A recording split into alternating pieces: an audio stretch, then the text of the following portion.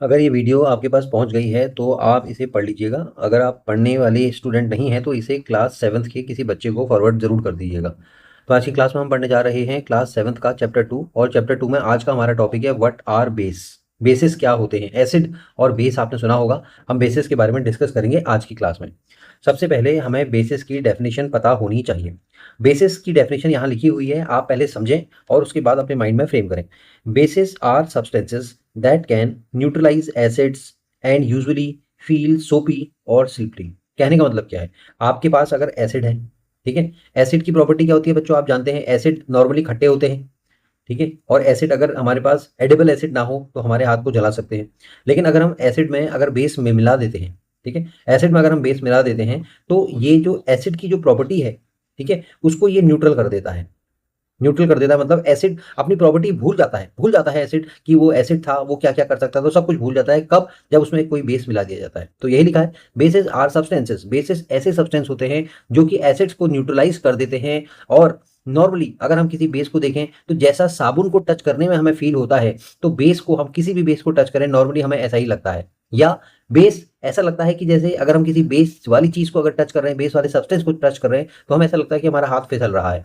या तो सोपी फील होगा साबुन की तरह, या स्लिपरी यानी कि फिसलन सी हमें एहसास होगा। तो समझ लीजिएगा वो चीज क्या है, आपकी बेस है।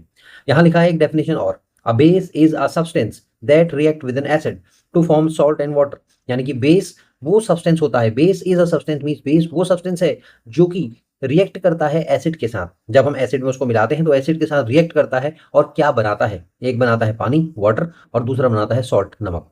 तो अगर आपसे क्वेश्चन एग्जाम में पूछा जाता है कि जब हम किसी बेस को किसी एसिड में मिलाएंगे तो क्या बनेगा, व्हाट विल बी प्रोड्यूस्ड, आप बोलेंगे वाटर एंड सॉल्ट। तो ये है डेफिनेशन, ये है एक्सप्लेनेशन बेस के बारे में।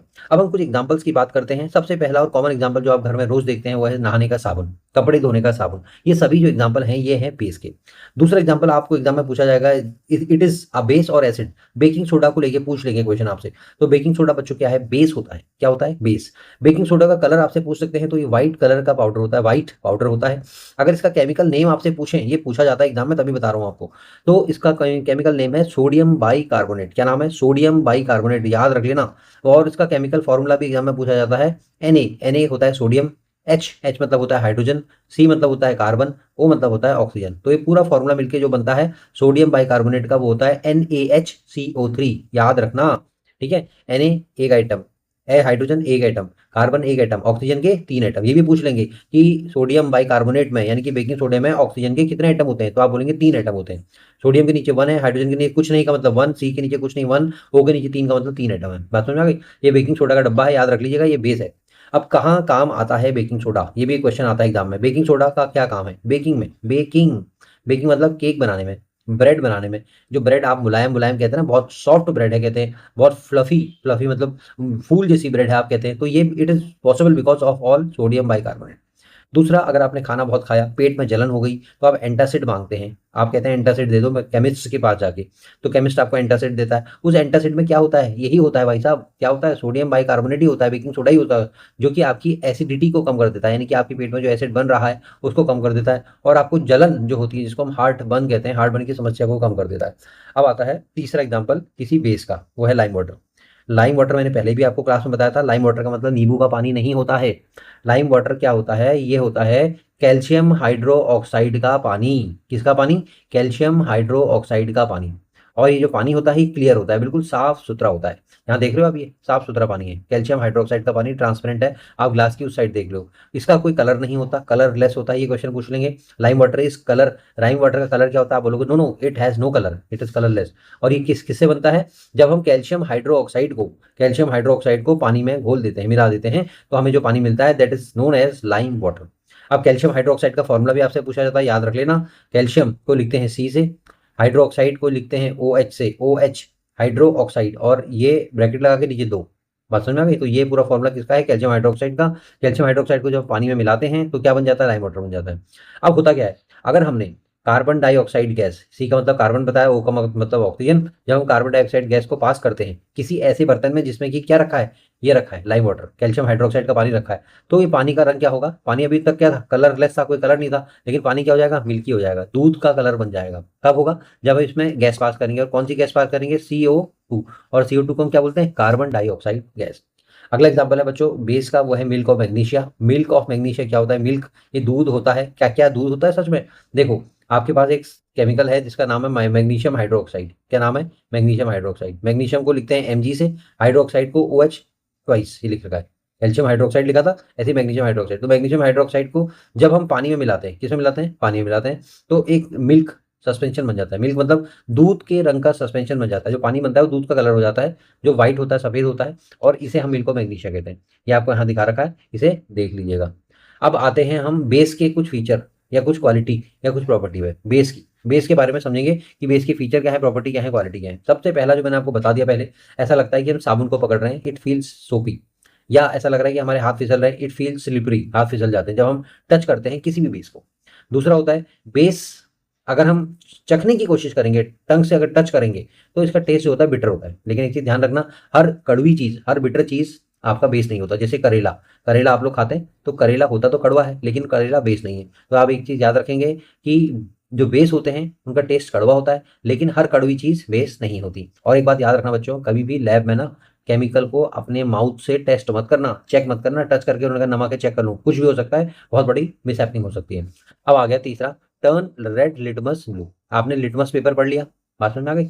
लिटमस पेपर अगर लाल रंग का है, रेड कलर का है, बात समझ में आ गई, और उसमें आपने बेस थोड़ा सा डाल दिया, 2-3 बूंद, तो रेड कलर जो हो जाएगा पेपर का, क्या हो जाएगा? ब्लू। यानी कि रेड लिटमस पेपर में अगर आपने बेस मिलाया तो रेड कलर जो होगा चेंज हो गए, वो क्या हो जाएगा? ब्लू हो जाएगा। और अगर ऐसा हो रहा है तो हमें ये समझ में आ जाएगा जो हमने मिलाया था वो क्या है? बेस है। फिर आता है अगला point, neutralize acid to form salt and water. मैंने आपको बताया था कि बेस में को अगर हम एसिड में मिला देते हैं तो एसिड की जो ताकत होती है, जो उसकी प्रॉपर्टी होती है, वो खत्म हो जाती है, और दो चीज़ें हमें मिल जाती हैं, एक मिलता है नमक, दूसरा मिलता है हमें पानी। इसके बाद एक और प्रॉपर्टी है बेस की, कि बेस इलेक्ट्रिसिटी को कंडक्ट करते हैं। कंडक्ट का मतलब जैसे यहाँ पे इलेक्ट्रिसिटी है ए पॉइंट पे, यहाँ पे बी पॉइंट है, यहाँ पे एक पॉइंट है, यहाँ बल्ब जल रहा है और यहाँ बल्ब जल रहा है। तो अगर बीच में एक वायर है, अगर ए से बी तक करंट चले जा रहा है तो इसका मतलब इलेक्ट्रिसिटी का कंडक्शन हो रहा है, इलेक्ट्रिसिटी चल रही है, और नहीं जा रहा है तो नॉन कंडक्शन हो रहा है। तो ये क्या करता है? बेस इलेक्ट्रिसिटी को कंडक्ट करने में भी हेल्प करता है। कब? जब हम इसको पानी मिला दें।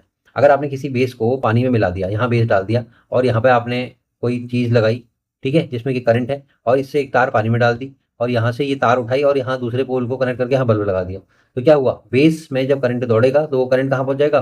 किसके पास पहुँच जाएगा? यहाँ पहुँच जाएगा, और यहाँ पहुँच जाएगा तो क्या हो जाएगा? इलेक्ट्रिसिटी जल जाएगी।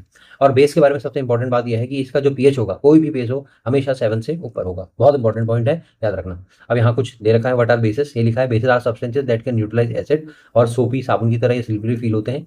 बेस में अगर हम एसिड मिलाते हैं, बेस में अगर हम एसिड मिलाते हैं तो हमें दो चीज़ मिलती है, सॉल्ट और वाटर। एग्जाम्पल है साबुन है, बेकिंग सोडा है, बेकिंग सोडा को सोडियम बाइकार्बोनेट बोलते हैं, लाइव वाटर कैल्शियम हाइड्रोक्साइड, और milk of magnesium magnesium hydroxide. ये तो है बेस के एग्जाम्पल, आपने देख ली। अब बेस की डेफिनेशन अगर कोई पूछे तो आप बोलेंगे base is a substance that react with an acid to form salt and water. तो बेस क्या होता है? एक ऐसा सब्सटेंस है जो कि एसिड के साथ रिएक्ट करके दो चीज़ें बनाता है, एक होता है नमक, एक होता है पानी। अब फीचर क्वालिटी क्या है, प्रॉपर्टी बेस के? सबसे पहले तो साबुन की तरह फील होगा, ठीक है, और दूसरा स्लिपरी होगा, मतलब कुछ हल्की सी फिसलन सी होगी। दूसरा टेस्ट इसका कड़वा होता है, बात समझ में आ गई? अब उसके बाद रेड लिटमस में अगर हम बेस डालते हैं तो रेड कलर चेंज होकर क्या हो जाएगा? ब्लू हो जाएगा। फिर एसिड में अगर हम बेस मिलाते हैं तो एसिड की प्रॉपर्टी कम हो जाती है।